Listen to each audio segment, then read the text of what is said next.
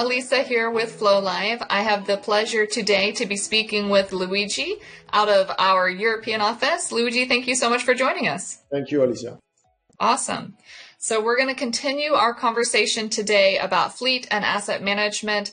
There's a lot going on in the industry. We're seeing significant growth rates, lots of different use cases. Why do you think that is? Why are we surging in these markets? So I think specifically in the logistics, which then converts into what IoT calls track and trace, right? It's an application of IoT into the logistic industry. We're seeing that, of course, in the last few years, also our way of shopping, the whole world has changed its requirements when it comes to logistics. Now, and today logistics needs to be much more accurate, much quicker, and therefore much more efficient than before. Therefore, I think that there has been a market shift which is driven by efficiency. Efficiency, as I said, means being more accurate, but it also means controlling costs when you deliver a service, because of course there's much more competition, margins are becoming slimmer, you need to be more efficient to be competitive. And also that means sometimes in some regions of the world preventing frauds. That sometimes is a big cost voice, a cost item. At the same time, in many logistic environments, meaning many regions around the world, within the logistic industry, another very important topic has came up, which in the end, I'll tell you why it's linked with IoT, which is driver behavior and driver well-being, or worker behavior and worker well-being. So what does it mean? We're seeing a tremendous growth in this vertical because of market needs, but also because of an improvement, in my opinion, in the culture, which understood that by connecting your vehicle, I can not just optimize the way I operate, but I can also understand, A, is my driver doing his job in a good way, meaning is he behaving on the road in a good way, because that's very important, road safety is very important, but also, how am I driving my drivers at capacity? How are they doing? Now I can see that they are driving too much. I can see that they're driving too often. I can better use the fleet, so I can better optimize the fleet usage. And I think the market understood that IoT can be a really important tool for this. So in my opinion, also due to this, we're seeing a very important growth in the range of 19% CAGR in the fleet telematics, in the fleet management in Europe. I think the growth is similar. Of course, the market is much broader, but the growth is similar in the rest of the world.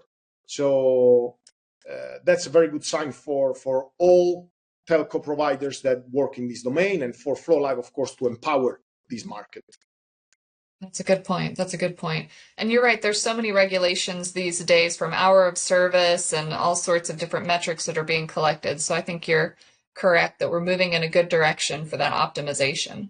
So, but it doesn't sound easy, right? So there are complexities involved. How do you think companies are experiencing the different connectivities across connectivities? How they're experiencing these different challenges across the globe, and how are they addressing that? Right. So here the answer is manifold, in my opinion, because the answer also changes depending on the vertical within the logistic industry.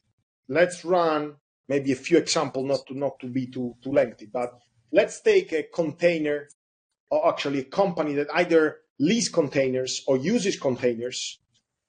A company that needs to track the movement of a container globally. Mm-hmm. Now, the issue here is, first of all, usually a container is not powered by mains, so you are relying on the battery.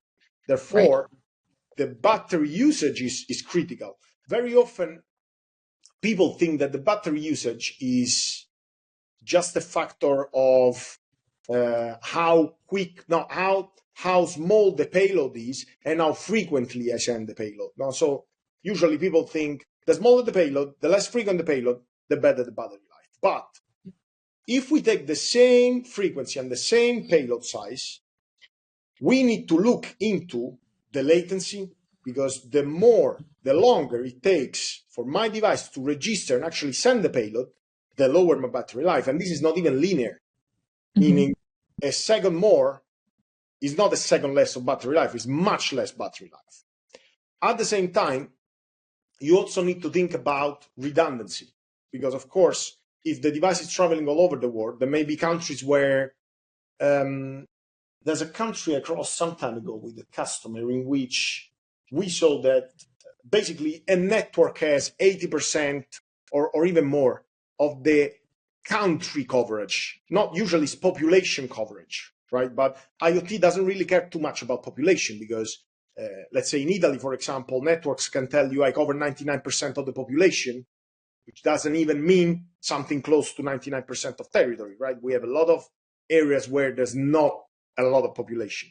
So we see some very few countries where a single network covers a large area of the territory, but in the very vast majority of the world, a network does not cover a high percentage of the territory. And therefore, if you are sending a container around the world, you do need to have redundancy on the networks, because you cannot afford to have a container that enters a region and disappears. So that's very important also. Now, if instead you are looking at track and trace on asset tracking, meaning fleet management is very different, for example, between the US and Europe, right? In the US, you do need network redundancy. Of course, if you're traveling North America or Central America, Mexico, US, Canada, you do need, very good coverage in all three countries. But think about Europe. We're talking about 28 countries plus 3, now Switzerland, Liechtenstein, I believe, and United Kingdom, which have lots of networks within the country. Very often, these networks don't have anything to do with the network of the neighboring country. So there, it really becomes important not to rely on the local provider that just gives you coverage on that local network. And it becomes very important to have a provider that can assure you multi-network, of course, but also redundancy and backup. Because here you are having a mission-critical solution. Very often, if your device is not connected for minutes or hours, it's an issue. You're losing money. So it's important to select providers that can have redundant core networks running different IMSIs on different core networks. Therefore, if something happened on the core network, not on the radio access network on the ground, but on all the part of infrastructure that is between the antenna and your application server, if something happens here, you want immediately the device to switch to a parallel network and keep communicating. Because with many of the roaming solutions that the market offers today, you do have 3 networks in France, but eventually all these networks go on a single core network. If something happens here, you have a single point of failure. You don't want that.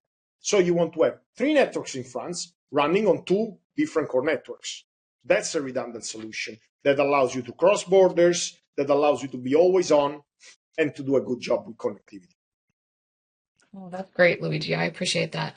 So that's a lot of complexity. That's a lot of moving parts. Sounds like it could be a lot of SKUs and a lot of just logistical nightmares for a company trying to deploy globally but still access those redundancies. What would you suggest to help simplify that and speed time to market? So indeed, it can happen that you are dealing with many different SKUs. Of course, that's not optimal. So what I would suggest is to rely on solutions that can deliver the broader footprint possible with the largest number of networks possible. Solutions that have distributed packet gateways. What does that mean? That they have distributed points of presence around the world. Because of what I said before, battery efficiency, but also because of data privacy. Because actually in a growing number of locations in the world, you are not allowed to bring data outside of that location. So if you're in the US, you better have a point of presence there. If you're deploying the same companies deploying in Europe, they better have a point of presence in Europe. Having distributed point of presence also means having geo-redundant network, which is what I just said before. So I suggest using solutions that rely on these 2 points, plus they rely on the opportunity to localize connectivity. Localized connectivity doesn't mean going country by country and, signing an agreement with each single operator, but it means the opportunity where is needed to virtually convert your SIM card, your subscription into a local subscription, but having the single point of contact, the single one-stop shop that is providing you the connectivity. That's a way, I think, to simplify. There are solutions in the market that allow you to do all these three things with one SKU, and that's where I think the market should go. That's great. Well, I don't want to take up any more of your time, Luigi. I really appreciate you sharing your insights, and hopefully you all will tune in next time, and we'll discuss the next steps in our fleet and asset management journey. Thank you all so much. Thank you, Elisa. Thanks, everyone.